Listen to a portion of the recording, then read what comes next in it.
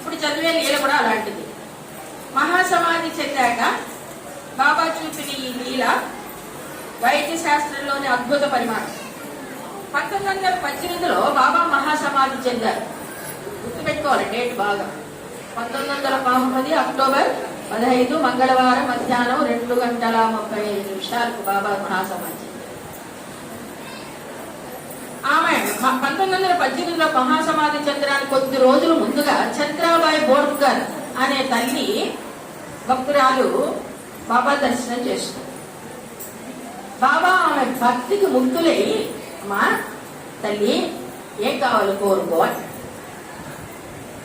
ఈమెమంటుందంటే, మీ ఆశీర్వాదంతో జీవితం సాఫీగా సాగిపోతోంది, నాకు ఇంకేం కావాలి బాబా అని ఆమె మనసులో అనుకుంది. కానీ ఆమెకు పిల్లలు లేరనే ఒక చింత ఉండేది.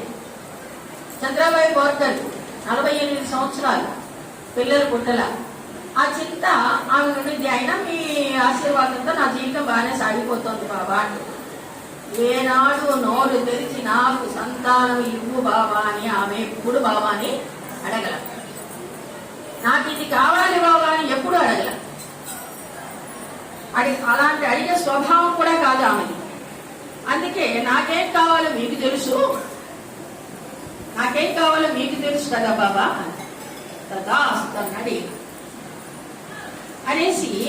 అప్పటికి చంద్రబాయి వయసు 48 సంవత్సరాలు. ఈయన తదాస్తన్న రోజు ఆమె ఋతుక్రమం ఆగిపోయింది. బాబా దయతో వచ్చే జన్మలో అయినా పిల్లలు కలిగితే చాలు అనుకునేది ఆ తల్లి. ఋతుక్రమం ఆగిపోయినప్పుడు వయసు వచ్చేసింది కదా, ఆగిపోయింది అనుకుంటుంది ఈమె. ఈయన తదాస్తన్నాడు కాబట్టి వచ్చే జన్మలో పిల్లలు పుడతారులే అనుకుంది. అసాధ్య సాధ్యాలను సుసాధ్యం చేసే ఈయన భక్తులను అప్పురపరుస్తాడు. వైద్యానికి అంతుబట్టల 48 సంవత్సరాల్లో ఆమె ఋతుక్రమం ఆగిపోతే 2-3 నెలలు జరిగిన తర్వాత అది గడ్డ ఉంటుంది, శస్త్రచికిత్స చేసుకోండి. 9 నెలలు అయిన తర్వాత శస్త్రచికిత్స చేసుకుంటానంటాడు. అంతవరకు నేను చేయించుకోను అని చెప్తుంది బోర్కర్, చంద్రబాయి బోర్కర్. 9 నెలల తర్వాత 12 బిడ్డలు. అంటే నీకు 45 సంవత్సరాలు వచ్చింది, ఇప్పుడే బిడ్డలు కలిగింది అని. ఆగిపోయింది కాబట్టి వయసు వచ్చేసింది, ఆగిపోయిందని, లోపల ఏదో గడ్డ ఉందని, దాన్ని శస్త్రచికిత్స చేయాలని బంధువులు అందరూ అంటే 9 నెలల తర్వాత చేయించుకుంటారు. మనమైతే వయమ గడ్డ ఉందో ఏమో, ఎప్పుడు హాస్పిటల్కి వెళ్ళిపోవాలి, ఎప్పుడు చూపిస్తారు ఎట్లా. కానీ చంద్రబాయి బోర్కర్కు తదాస్తన్నాడే, మనసులో ఉండే కోరిక తదాస్తడు. ఆమె అనుకునింది ఏంటి, వచ్చే జన్మలో అయినా బిడ్డలు కలిగితే చాలే. ఇదే స్థాయిని, ఇదే లీల మనకు శ్రీకృష్ణ చరిత్రలో వస్తుంది. కనుక 49 నెలల తర్వాత 12 బిడ్డను ఆపరేషన్ లేకుండానే గణించి మన చంద్రబాయి బోర్కర్.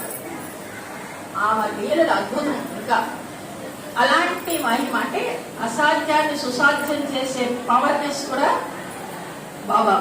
అందువల్ల ఎప్పుడు బాధపడదు. అది లేదే ఇది లేదే అనే చింత, బాబా పాదం పట్టుకున్న తర్వాత లేదు అనే చింత ఉండింది అంటే వాడు బాబాను విశ్వసించలేదు అని అర్థం. పూర్తిగా విశ్వసించాల. లేదు ఇది ఏమి, ఇది ఎందుకు ఇట్లా జరుగుతుంది బాబా అని ప్రశ్నించకూడదు. బాబాని ఎలా పెడితే అలా నడుచుకోవడమే మాట్లాడి. పెద్ద గుండు నిద్ర పెడతా ఉందంటే కూడా పడనిస్తే దెబ్బ తగిలితే వైద్యం చేసేవాడు కూడా